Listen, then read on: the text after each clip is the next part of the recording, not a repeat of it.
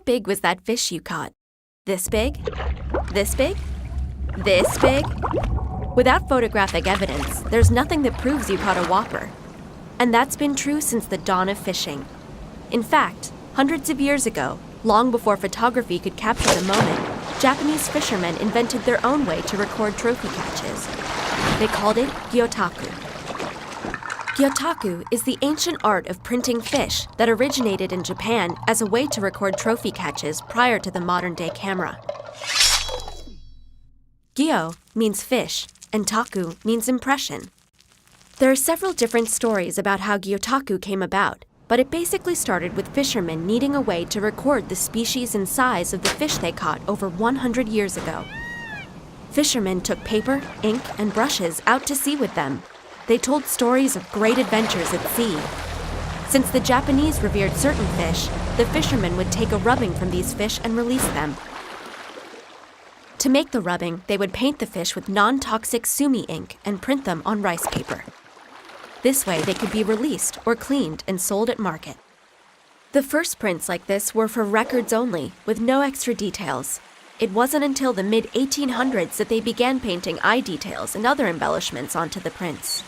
One famous nobleman, Lord Sakai, was an avid fisherman, and when he made a large catch, he wanted to preserve the memory of the large red sea bream.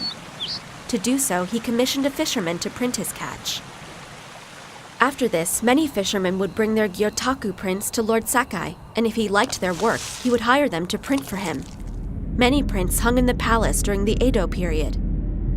After this period, Gyotaku was not as popular and began to fade away. Today, Gyotaku has become a popular art form enjoyed by many, and the prints are said to bring good luck to the fishermen, but the art form is quite different than it used to be. Most artists today learn on their own by trial and error. Before the artist begins to print, the fish needs to be prepared for printing. First, the artist places the fish on a hollowed-out surface. Then the artist spreads the fins out and pins them down on the board to dry. They then clean the fish with water. When it comes time to print, there are two different methods. The indirect method begins with pasting moist fabric or paper onto the fish using rice paste. Then the artist uses a tampo or a cotton ball covered in silk to put ink on the fabric or paper to produce the print. This method requires more skill, and great care needs to be taken when pulling the paper off the fish so the paper doesn't tear. In the direct method, the artist paints directly on the fish and then gently presses the moist fabric or paper into the fish.